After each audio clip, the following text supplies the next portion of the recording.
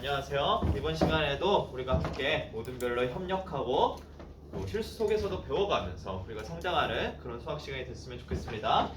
자, 우리가 함께 아까 여러분들이 여기 있는 상대성 이론 공식을 보면서 우리가 문자를 이용하면 어떠한 상황을 말로나 글로 표현할 때보다 더 간단히 나타낼 수 있다는 것에 대해서 한번 다루어 보았어요.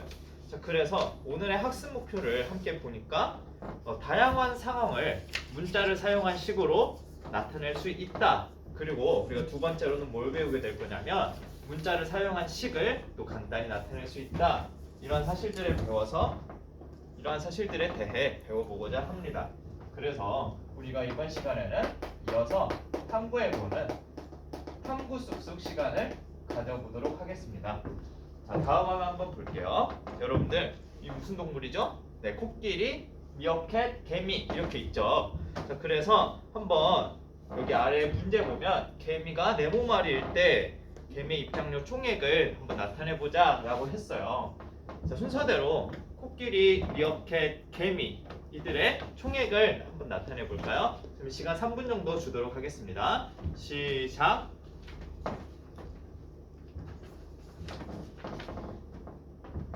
자, 여러분들 문제가 다 해결된 것 같아서 발표해 줄 친구가 있을까요? 네, 앞에 은영이가 발표해 보겠다고 합니다. 은영이 발표를 한번 들어볼게요. 은영이가 얘기해 주기를 코끼리는 지금 2마리이기 때문에 총 2,000원이 됨을 알 수 있어요. 그 다음은요, 미어캣은 5마리니까 5,000원이에요. 그렇다면 개미는요? 선생님, 개미는요 지금 4마리라고 했으니까 지금 한 마리당 1,000원인데 4마리니까 4모를 곱해서 다음처럼 나타낼 수 있어요 라고 해주었어요. 좋아요. 자, 이번 시간에 우리가 다양한 상황을 무엇을 이용해서 나타내 본다 했을까요? 그렇죠, 문자를 이용해서 나타내 본다고 했어요. 그러면 선생님이 여기에서 우리가 개미를 네모마리가 아니라 이번에는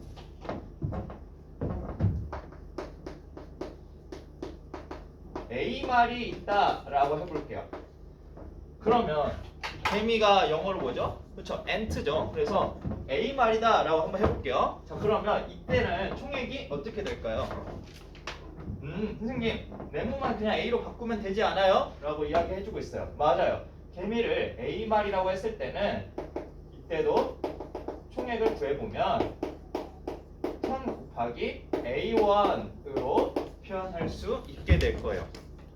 여러분들이 문자를 이용해서 잘 나타내 주었어요. 근데 네모로 나타내면 되지 왜 A로 나타내나요? 라고 지금 이쪽에서 질문이 나와서 선생님 그것에 대해서 한번 다뤄보려고 해요. 자, 여러분들이 만약에 동물의 종류가 예를 들어서 막 100종류가 넘어가요. 그러면 이들 각각을 다 네모, 세모, 별표, 동그라미 이렇게 계속 표현하다 보면 기호로 표현하면 맞아요, 좀 한계가 있겠죠. 그렇지만 우리가 문자로 표현하게 되면은 많은 대상들도 나타내기가 쉽기 때문에 앞으로는 문자를 이용하도록 할 거예요. 좋아요. 그래서 선생님이 여기에서 질문 하나 해볼게요. 개미가 이번엔 A마리로 표현하지 않고 B마리일 때 총액이 앞에서 구한 것과 다를까에 대해서 한번 생각해 볼까요? 뒤에 종원이가 선생님 당연히 다르죠? 라고 얘기해 줬어요. 종원이 왜 다르다고 생각했나요? 자, 알파벳이 A와 B가 다르니까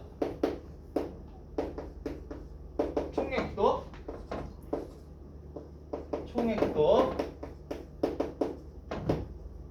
다르다라고 종원이가 이야기해 주었어요. 여러분들도 그렇게 생각하나요? 좋아요. 그러면은 선생님이 여기에서 우리가 중요한 사실을 하나 배워보려고 해요. 지금 개미를 A마리다, 개미가 B마리 있다 라고 했을 때 이전에 우리가 코끼리와 미어캣의 총액이 다른 이유가 왜 그랬죠? 그래요, 코끼리는 2마리 있고 미어캣은 5마리 있으니까 이 둘이 다르기 때문에 총액도 다르게 나옴을 알 수 있었어요. 근데 지금 개미에 대해서 우리가 몇 마리 있는지 정확하게 알고 있는 상황인가요?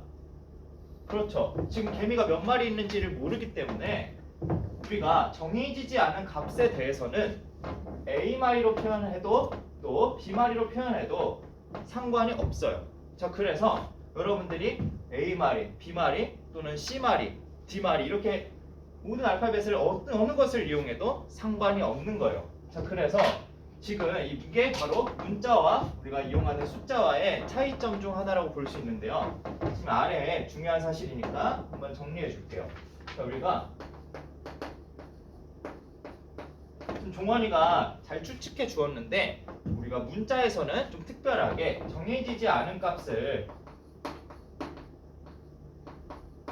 나타내고 있기 때문에 나타낼 때에는 우리가 어떤 문자를 어느 문자를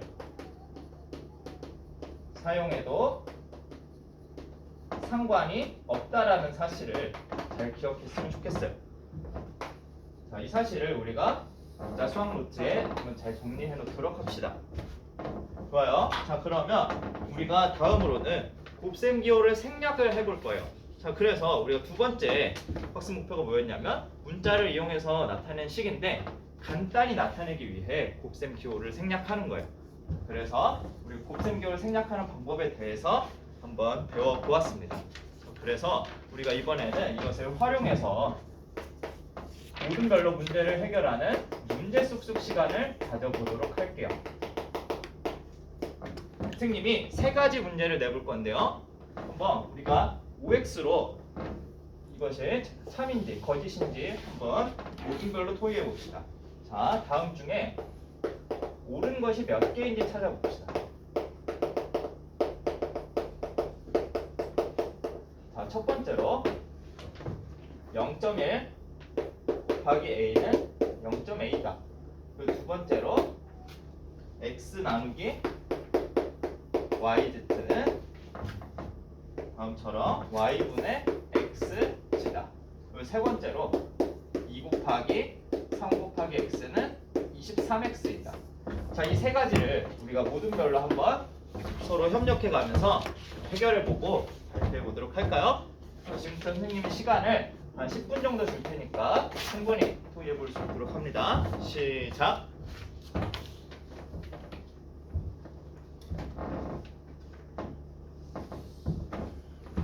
지금 선모듬이 문제를 잘 해결해 주고 있는데요. 지금 선모듬은 0.1 곱하기 a는 0.a다. 그리고 x 나누기 yz는 y분의 xg다. 2 곱하기 3 곱하기 x는 23x다. 그렇게 생각했군요. 여러분들 모둠을 보니까 대부분 비슷한 답을 얻은 것 같아요. 자, 그러면은 한번 제가 지금 선생님이 수뇌를 다니면서 여러분들의 답을 한번 이쪽에 정리해 보도록 할게요. 자, 우리 함께 실판 보면서 정리해 봅시다. 지금 한 모둠에서 답이 이렇게 나왔어요. 먼저 1번에 대해서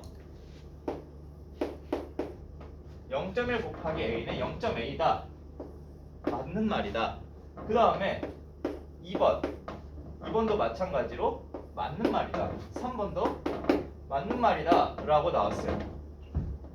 어때요? 여러분들이 거의 지금 많은 모듈들에서 선생님 1, 2, 3 다 맞으니까 답이 3개예요 라고 얘기해주고 있어요. 그래서 선생님이 한번 이렇게 질문을 해보려고 해요. 자, 잘 들어볼게요. 자, 0.1 곱하기 a가 0.a다 라고 했어요. 자, 그러면 우리가 a가 만약에 20이다 라고 생각해 볼게요. a가 20이다. 자, 이렇게 되면은 우리 1번 문제에서 어떻게 얘기할 수 있냐면 0.1에 20을 곱하면 여러분들 어떻게 되죠? 그래요, 2가 되죠. 그 다음에 a가 20일 때는 그냥 a 대신에 20이다 라고 생각해 볼게요. 그러면 0.20으로 표현되니까 0.20이면은 0.2다 이렇게 표현할 수 있겠죠. 이 a 대신에 20을 우리가 생각을 해보게 되면 0.2인지 2인지 이게 구별이 쉽지가 않죠. 그래서 의사소통에 혼란이 생길 수가 있어요. 그래서 우리는 0.1 곱하기 a는 0.a로 생략하지 않는다라는 것을 기억해 놓았으면 좋겠어요. 우리가 1 곱하기 x나 마이너스 1 곱하기 x는 생략을 했었지만 지금처럼 이렇게 소수 아랫부분에 대해서는 생략하지 않는다는 것을 잘 기억해 놓도록 합니다. 그래서 1번 문제는 우리가 x다라는 것을 다시 한번 잘 정리해 놓도록 할게요. 자, 그 다음에 2번이에요. 자, 우리가 1번에 대해서 방금 해결했고, 자, 2번에서도 선생님이 한 가지 질문해 보도록 할 텐데요. 여기에서 우리가 나눗셈과 곱셈이 숨어 있었다라고 얘기해 주었어요. 그래서 아까 모둠들의 풀이를 보니까 여러분들이 다음처럼 생각해서 y분의 x다라고 생각을 해 주었는데, 그러면 왜 곱하기가 이쪽만 생략이 돼 있을까 생각해 볼 수도 있겠죠. 그래서 우리가 일반적으로 나눗셈과 곱셈이 혼합된 계산에서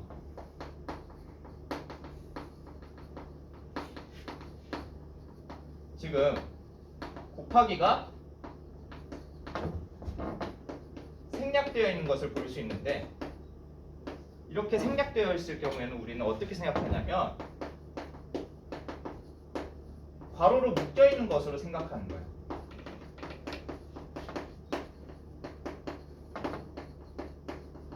자, 이 사실을 우리가 2번에서 중요한데요. 이 사실이 중요한데, 그래서 x 나누기 yz는 그 뒤에 0이 잘 보여요? 선생님 그럼 이쪽에 적어보도록 할게요. 우리가 x 나누기 yz다라는 것은 여기에서 아까 여러분들 의견처럼 y 곱하기 z는 맞지만 이들이 괄호로 묶여 있는 것으로 생각하는 거예요. 그래서 이렇게 해결하면 어떻게 되죠? 좋아요. 그래서 y 곱하기 z분의 x로 표현할 수 있으니까 y지분의 x가 되어서 2번도 잘못됐구나 라는 것을 깨달을 수 있는 거예요. 좋아요. 자, 그 다음에 3번이에요. 자, 3번은 지금 보니까 2 곱하기 3 곱하기 x가 23x다. 곱하기만 생략하면 되잖아요 라고 해줬는데, 자, 지금 3번 문제 한번 볼게요. 우리가 곱셈에는 결합법칙이 성립하니까 만약에 앞에 있는 두 식부터 계산해 주게 된다면 어때요? 6 곱하기 x가 되어서 답이 6x가 나와요 라고 여러분들이 잘 대답해 주고 있어요. 자, 그러면 지금 우리가 알 수 있듯이 수끼리 계산을 먼저 해주고 문자를 그 다음에 계산하니까 23x가 아니고 6x가 나오더라. 그렇기 때문에 이 경우에는 수는 수끼리, 문자는 문자끼리 먼저 계산을 해서 그 다음에 곱해줘야 한다라는 것을 알 수 있겠죠. 그래서 우리가 사실 모르는 것은 한 개도 없다라는 것이에요. 이제 다들 알겠다라고 잘 고개를 끄덕여주고 있어서 여러분들이 배운 내용을 다시 한번 잘 정리해 보도록 합시다. 그러면 우리가 이제 마지막으로 모든 별끼리 토론해보는 함께 쑥쑥 시간을 가져보도록 할게요. 여러분들 여기 화면 볼까요? 자, 삼각형에 대해서 일상 언어와 또 수와 문자로 설명한 것을 우리가 볼 수 있는데요. 지금 이 세 가지를 보고 우리가 문자로 나타냈을 때와 일상 언어를 나타냈을 때의 공통점과 차이점, 그 다음에 문자와 수로 나타냈을 때의 공통점과 차이점에 대해서 한번 모든 별로 토의해보고 발표해보는 시간, 선생님이 10분 정도 이렇게 토의할 시간 주도록 하겠습니다. 자, 지금부터 10분 줄게요. 시작. 여기 이 모둠에서 선생님 근데 저기에서 자두 풀이는 왜 높이가 b로 표현돼 있어요? 높이는 height니까 h로 표현하면 안 돼요? 라고 해주었는데 맞아요. 그래서 우리가 어느 문자를 사용해도 사실은 상관없지만 그 중에서 a와 b를 골라서 지금 자두의 풀이에서는 사용한 것이다 라고 생각하면 될 것 같아요. 이제 이해가 됐나요? 좋아요.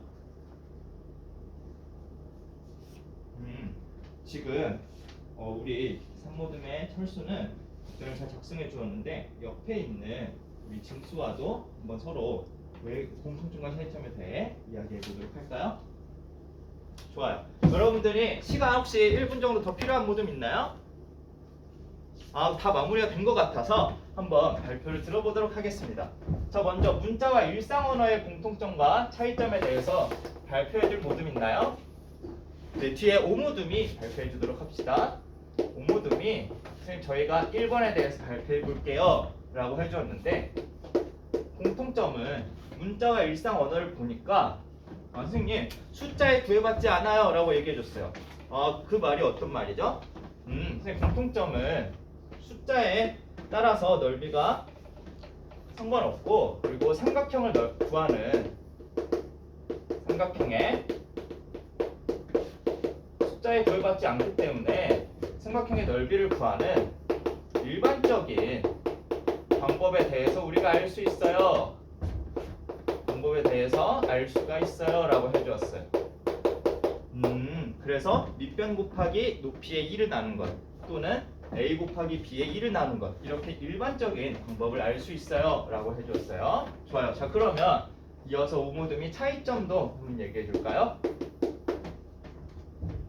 선생님 우리가 수업 처음에서 2는 mc제곱을 배웠던 거 기억해 보니까, 선생님 말이나 글로 표현한 것보다 이렇게 문자로 표현하게 되면 더욱 간단하기 때문에 이 점에서 차이점이 있는 것을 알 수 있어요 라고 우리 오모둠이 이야기해 주고 있어요. 선생님 한번 칠판에 정리해 보면, 일상 언어로 표현하는 것보다 문자로 표현하는 것이 더 간단하다라는 차이점이 있다라고 해주었어요. 오모둠 잘 발표해 주었습니다. 자, 그러면 다음으로는 문자와 수의 공통점과 차이점 발표해 볼 모둠 있을까요? 네, 여기 사모둠이 한번 발표해 보겠다고 합니다. 우리 사모둠 발표 잘 들어봅시다. 자, 2번 문제에 대해서 문자와 수의 공통점을 생각해 보니까, 지금 일상 언어로 나타내면 말로 표현하게 되면 풀이가 길어지는데, 수랑 문자로 표현해 보니까 더욱 간단해지는 것을 알 수 있어요. 그래서 일상 언어로 표현해서 설명하는 것보다 더 간단하다는 공통점이 있어요 라고 해주었어요. 그러면 차이점은 어떻게 될까요? 선생님 차이점은 잘 모르겠어요 라고 얘기해 줬는데, 그래서 여기에 있는 이 모둠이, 저희 모둠이 그러면 차이점은 설명해 볼게요 라고 해주고 있어요. 자, 그러면 이 모둠이 마지막으로 차이점 정리해 줄까요? 선생님 차이점을 보니까 지금 숫자에서 높이가 만약에 6으로 바뀌면 넓이도 바뀌게 돼요.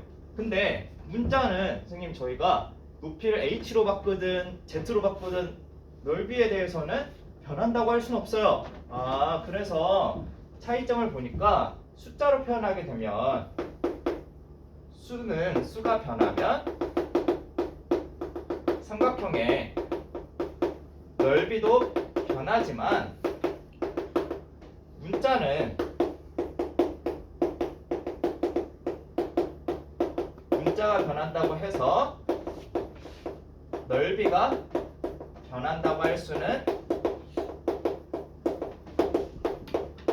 없어요 라고 이야기해 주었어요.